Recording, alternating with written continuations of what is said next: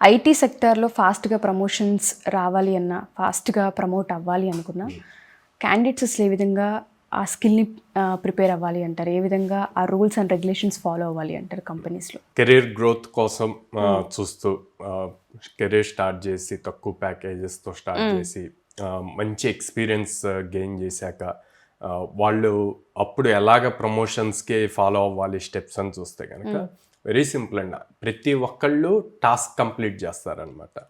కానీ client requirements, deadlines meet అవ్వటం first important thing.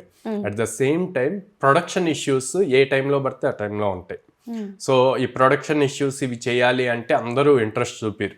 Development work ఉంటారు కానీ ప్రొడక్షన్ ఇష్యూస్ సాల్వ్ చేయడానికి ఇంట్రెస్ట్ చూపిరు అనమాట.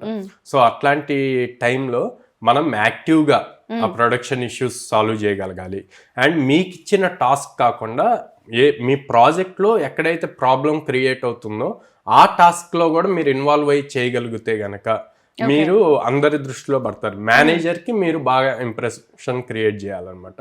మేనేజర్కి ఎలాంటి ఫీలింగ్ రావాలి అంటే he's the right person, he's the capable person to handle అన్న ఇంప్రెషన్ రావాలి.